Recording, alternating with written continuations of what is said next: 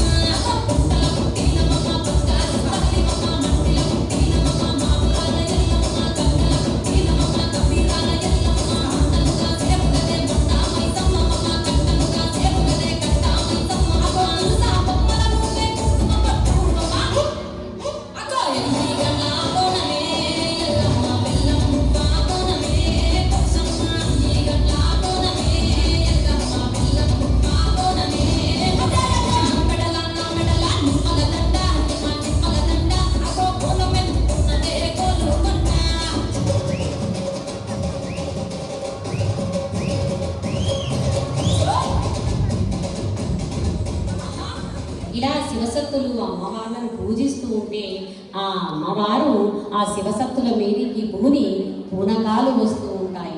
ఆ సమయంలో వారి నోటి నుండి భవిష్యవాణి పలుకుతుంది. మనం దీనినే రంగం అని పిలుస్తాము.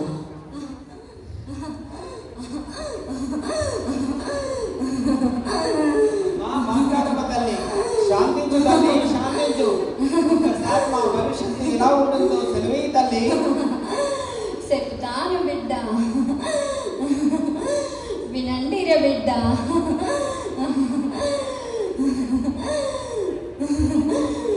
ఈ ఏడాది వర్షాలు కురిసి రాష్ట్రమంతా సుభిక్షంగా ఉంటుంది.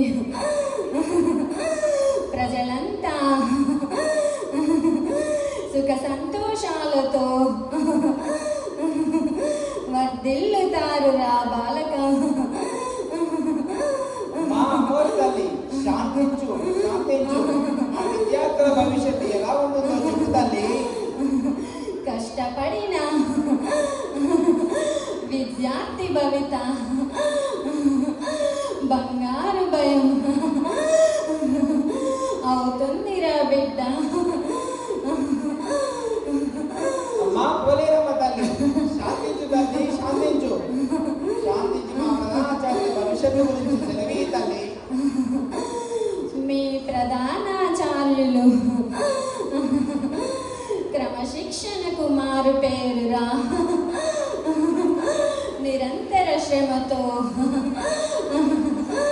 అకుంఠిత దీక్షతో విద్యార్థుల భవిష్యత్తుకు చక్కటి ప్రణాళికలు వేసే అపరమేధావిరా. వారి జీవితం 3 పువ్వులు 6 కాయలుగా వర్ధిల్లును రా బాలిక. మా పెద్దమ్మ తల్లి, శాంతించు తల్లి, శాంతించు. మీరు సెలవిచ్చినవి మాకు సంతోషాన్ని కలిగించినది తల్లి. మీకేం కావాలో కోరుకో తల్లి, మేము మనస్ఫూర్తిగా సమర్పించుకుంటాం. మీ పూజలకు సంతృప్తి చెందానురా. మీరందరూ సుఖ సంతోషాలతో ఆయురారోగ్యాలతో ఉన్నత స్థాయిలో నిలుస్తారురా. మిమ్మల్నందరినీ నేను చూసుకుంటాను కదరా. శాంతించు తల్లి, శాంతించు. ఇక శాంతించు తల్లి, సెలవురా శాంతించు. బాలక.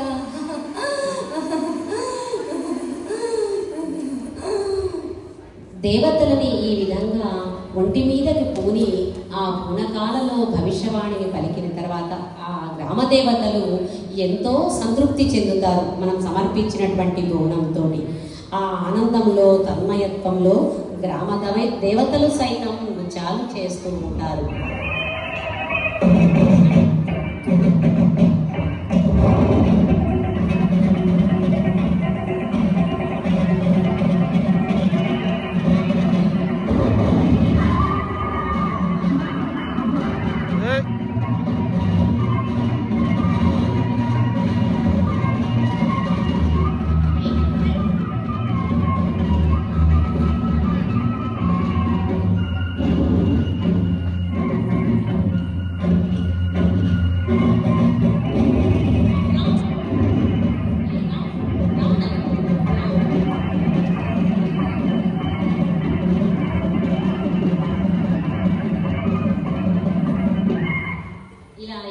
దేవతలు ఎంతో సంతోషంతో వారి యొక్క ఆనందాన్ని తెలుపుతూ అందరికి చక్కటి ఆశీర్వాదాలను ఇచ్చి ప్రజలంతా సుఖశాంతులతో వర్ధిల్లాలని కోరుకుంటూ ఉంటారు.